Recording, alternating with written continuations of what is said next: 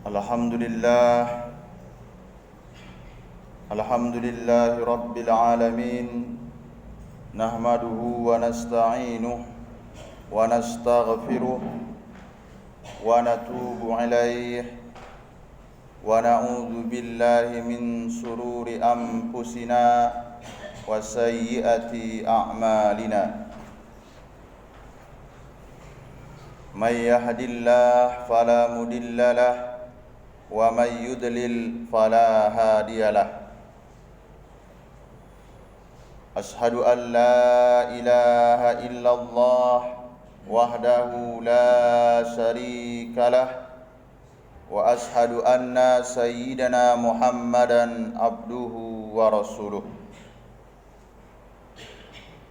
Allahumma salli ala sayyidina Muhammad wa ala ali sayyidina Muhammad.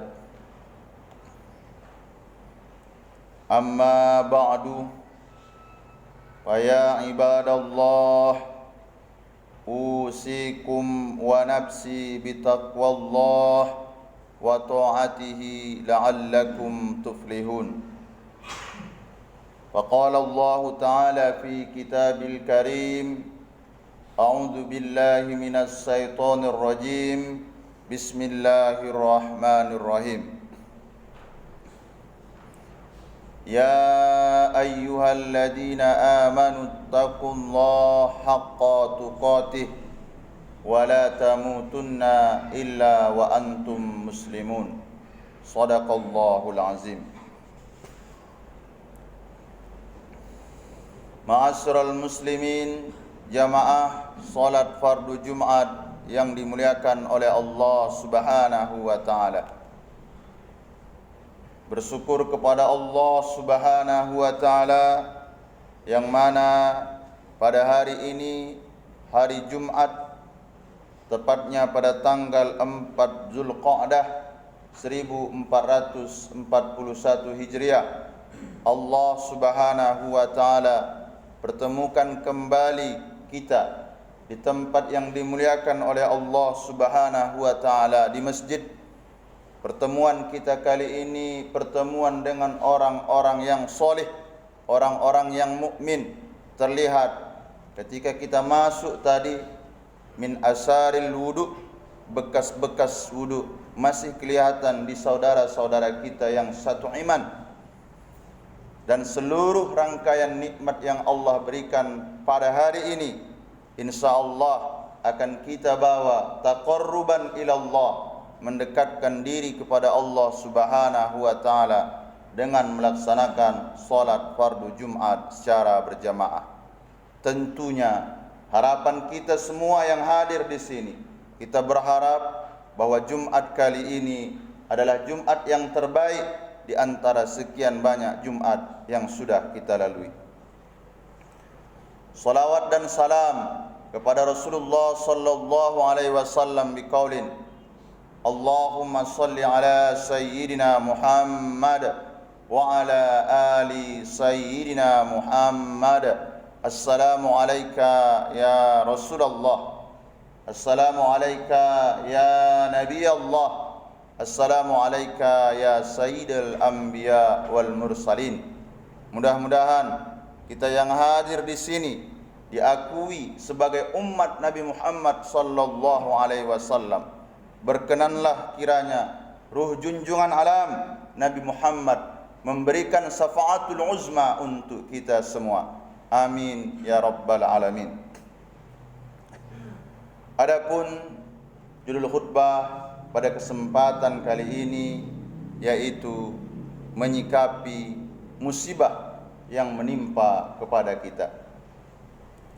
Dalam Al-Quran surah Al-Baqarah, Allah berfirman, alladzina idza asabathum musibah qalu inna lillahi wa inna ilaihi raji'un. Kalau seandainya orang-orang beriman itu ketika dia diberikan ujian, maka kata yang terlontar dari lisannya, ucapan tulus dan ikhlas, ridho dengan ketentuan Allah Subhanahu wa taala, ia akan mengucapkan inna lillah wa inna ilaihi raji'un. Kita ini milik Allah, akan kembali juga seluruhnya kepada Allah Subhanahu wa taala. Terkadang dalam perjalanan hidup ini banyak sekali ujian, banyak sekali musibah yang seolah-olah tidak ada henti-hentinya datang dan menerpa dalam kehidupan kita.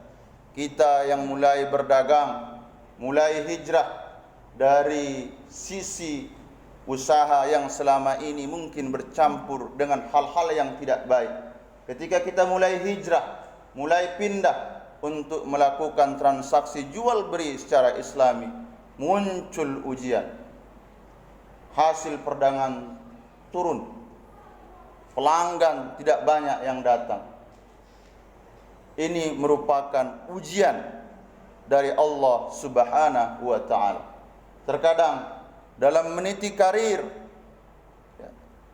seseorang harus menyikut, harus menendang, harus menjelekkan, harus mencari-cari muka. Tetapi ketika seseorang menjalankannya dengan niat dan tulus, bahwa ini juga dalam bentuk pengabdian, merupakan amanah dari Allah Subhanahu wa taala, orang mulai memandangnya dengan pandangan sinis. Teman yang dekat mulai menjauh, tersingkir, tersudut. Perasaan seperti itu akan muncul ketika seseorang itu mulai mendekat kepada Allah Subhanahu wa taala. Lalu bagaimana Islam menyikapi ujian, musibah-musibah yang menghampiri hidup kita? Pertama, hal ini dijawab di dalam Al-Quran surah Al-Ahzab. Wa ma zadahum illa imanau wa taslima. Ketika mereka ditimpa, ketika mereka diuji, ketika mereka diberikan musibah-musibah yang datang bertubi-tubi, mereka otomatis pertama apa yang mereka lakukan? Illa iman wa ma zadahum, akan menaikkan, akan meninggikan keimanan mereka. Jadi ketika mereka dihadapkan dengan musibah, barang dagangan mulai tidak laris, pengunjung tidak ada yang simpatik, apa yang harus ditingkatkan? Mereka meyakini akan meningkatkan keimanan mereka. Kenapa? Karena pada prinsipnya ini adalah ujian dari Allah Subhanahu wa taala. Pertama, apapun musibah yang kita temukan dalam kehidupan ini, introspeksi diri, pada prinsipnya kita harus kembali meningkatkan iman kepada Allah Subhanahu wa taala. Yang kedua, wa taslima, berserah total kepada Allah Subhanahu wa taala. Kita hanya sekedar melakukan usaha dan upaya, selebihnya kita kembalikan usaha dan upaya yang kita lakukan kepada Allah Subhanahu wa taala. Bisa saja sakit saudara kita yang bertahun-tahun lamanya, sudah dibawa berobat kemana-mana, Malaysia, Singapura, ujung-ujungnya balik, tidak juga sembuh-sembuh. Dilihat dari diagnosa penyakitnya, tidak ditemukan sakit sama sekali. Berpikir positif saja kepada Allah. Bisa saja penyakit yang diberikan oleh Allah itu pada prinsipnya akan mengurangi seluruh dosa-dosanya. Wa ma tamsi fil ar, tidak ada pun yang melata, ya. Tidak ada pun yang tempat yang ia lalui saat ini. Pada prinsipnya di sana ada dosa dengan musibah berupa penyakit. Ketika ia sabar, maka derita itulah yang akan menggugurkan dosa-dosanya. Ma'asyiral muslimin, jamaah salat fardu Jumat yang dimuliakan oleh Allah Subhanahu wa taala. Ada satu hikayat, mudah-mudahan bisa mengambil ibrah, pelajaran untuk kita semua. Sepasang hidup, menikah bertahun-tahun, dikaruniai anak, sungguh sangat luar biasa, tampan-tampan sekali. Ketiga anaknya laki-laki. Muncul tuh ujian. Ujian yang pertama, meninggal anaknya yang nomor satu.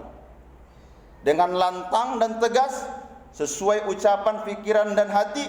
Ia ucapkan inna lillah wa inna ilaihi rajiun. Kami hanya dititipkan Allah anak.